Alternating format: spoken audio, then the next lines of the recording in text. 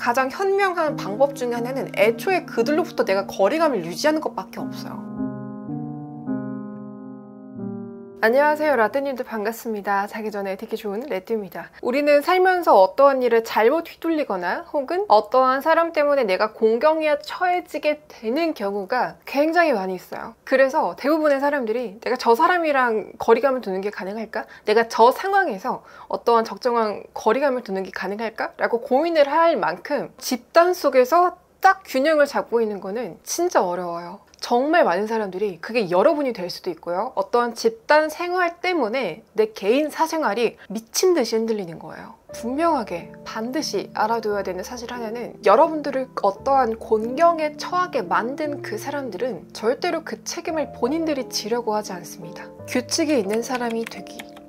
남을 함부로 휘두르기 좋아하는 종류의 사람들이 휘두르기 쉬운 대상은요, 본인만의 규칙이 딱 봐도 없어 보이는 사람들이에요. 내 규칙에 대해서 조금 더 편하게 이야기를 할 수가 있거든요. 언제 봐도 한가해 보이는 사람에게는 함께 무언가를 하자고 요구를 하기가 굉장히 쉬워요. 근데 반면에 항상 무언가 본인만의 스케줄이 빠듯해 보이는 사람에게는 무언가를 함께 하자고 이야기를 선뜻 건네는 것 자체가 상대적으로 정말 어렵습니다. 정치질에도 동일하게 적용이 되는데, 보통 내 주장이 정말 강하고 내 편인 사람들이 정말 많이 필요로 하는 종류의 사람들은요, 가장 첫 번째로 접근하는 대상들은 내 말을 잘 들어줄 것 같은 사람들이에요. 혹은 정말로 정치질을 해야 되는 것처럼 뒤에서 어떠한 험담을 통해서 그 상대방을 끌어내리려고 하는 사람들 또한 내 이러한 작은 입김으로 크게 흔들릴 것 같은 사람을 타겟으로 삼아요. 대부분의 사람들은요, 뭘 하든지 간에 내가 쏟아 부은 에너지만큼의 결과가 돌아오지 않으면요, 포기를 합니다. 무엇을 배우던 무엇을 만들던 이건 똑같이 적용이 돼요. 예를 들어서 여러분들이 누군가를 놀릴 때 그 상대방의 반응이 굉장히 미적지근하거나 내가 기대하는 것만큼의 반응이 안 나오면 그 사람을 놀리는 것 자체가 재미가 없어지고요, 금방 관두게 돼요. 근데 내가 놀리는 것만큼의 어떠한 반응이 온다? 이걸 흔히 우리가 타격감이라고 하잖아요. 그런 사람들에게는 계속 내가 에너지를 쓰면서 무언가를 놀리는 거예요.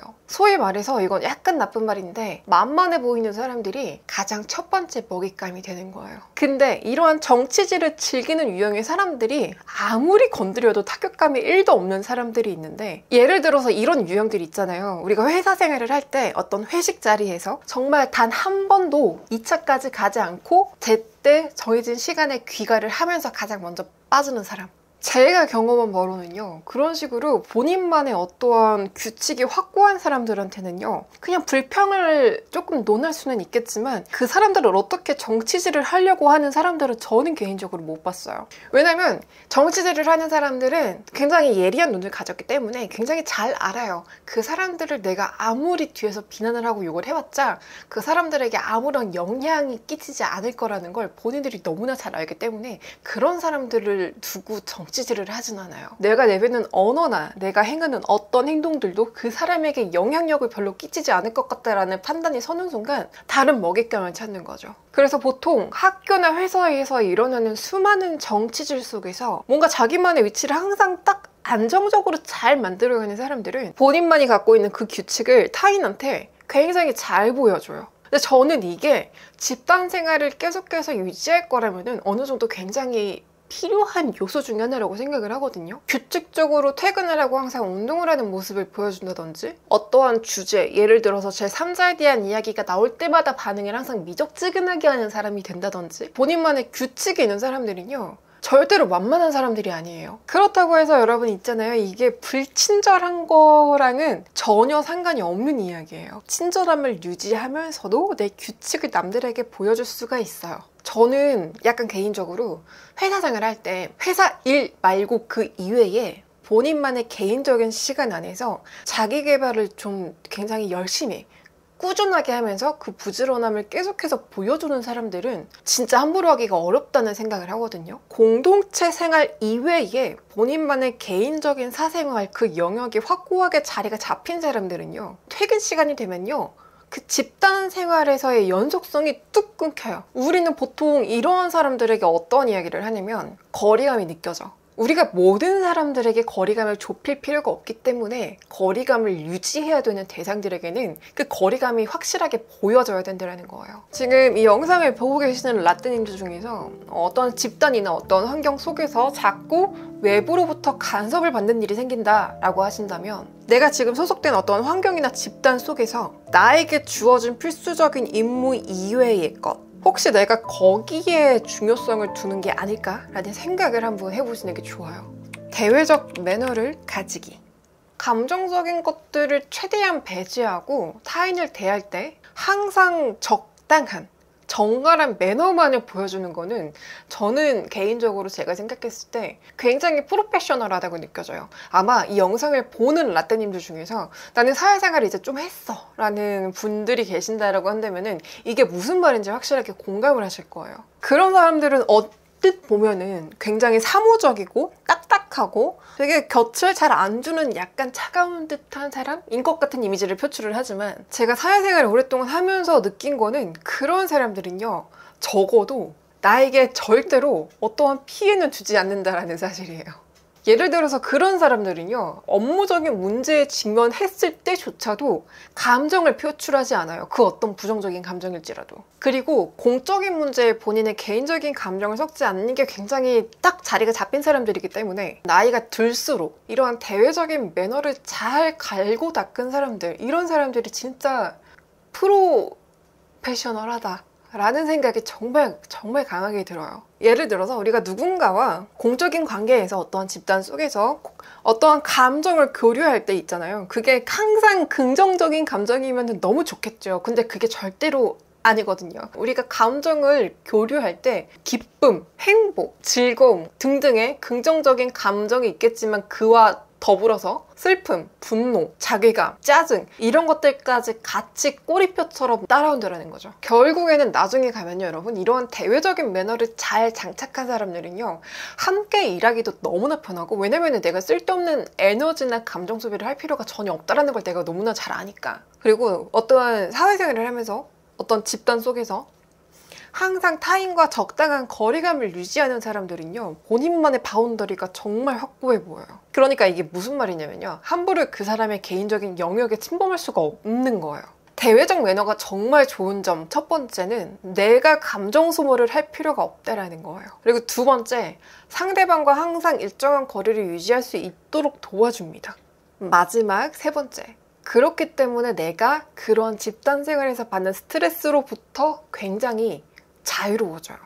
정체성 정치라는 단어가 있어요. 물론 다양한 의미로 해석이 되기도 하지만 쉽게 이야기를 하자면은 우리가 어떠한 상황에 놓였을 때 내가 평소에 생각하던 가치관과는 완전히 다르게 어떠한 그 집단의 이해관계에 의해서 내가 일관성 없이 움직이는 걸 이야기를 해요. 대부분의 사람들은요, 그런 상황에서는 나도 어쩔 수가 없었어 라고 이야기를 하겠지만, 결국 여러분 그 선택의 책임은요, 본인에게 있습니다. 애초에 우리들은요, 어떠한 이해관계에 얽혀 있는 상황에서는 내가 일관성을 가지고 내 가치관에 맞는 옳은 행동을 하기에는 굉장히 어려워요. 그래서 내가 원치 않는 이해관계에 깊게 들어가기 전에 일정한 거리감을 유지하는 거, 저는 차라리 이게 훨씬 더 쉬운 선택이라고 생각을 하거든요. 인간은요, 어떠한 이해관계 속에 복잡하게 얽혀 있으면요, 누구나 그 안에서 옳은 선택을 하는 거는 어렵거든요.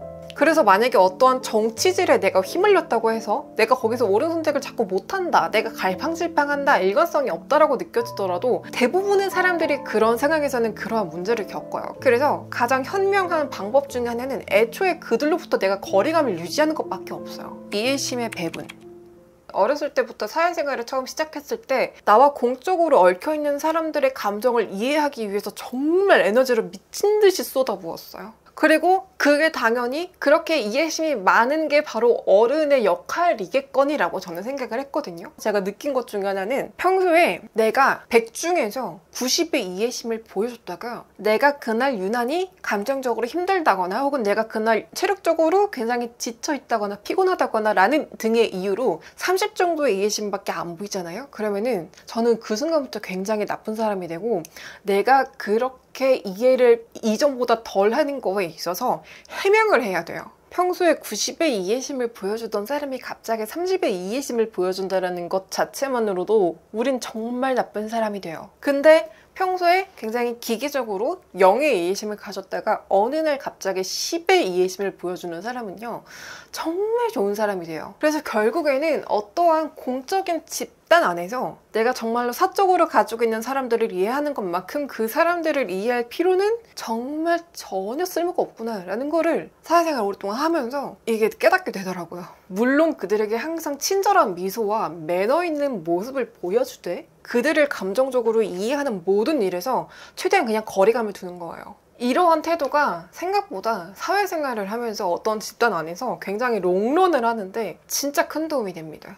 다양한 사람들에게 감정적으로 헌신하는 사람들 있죠. 그런 사람들이 롱런하지 않아요. 중간에 정말 많이 지쳐요. 그리고 이해심은 굉장히 주관적인 영역의 역할이기 때문에 이 이해심이란 문제로 누군가를 한 번이라도 실망시키는 일이 생겨버리면 진짜 여러분들은 그 순간 왜 내가 이거밖에 안 했는지 사람들한테 해명하고 다녀야 된다니까요. 그들의 감정에 여러분들이 개입하지 않는다라는 건 그들과 앞으로 생길 수 있는 감정적인 모든 문제들을 배제하는 것과 똑같습니다. 중요하지 않은 문제에 내가 에너지를 쏟지 않는 것도 능력이에요. 균형.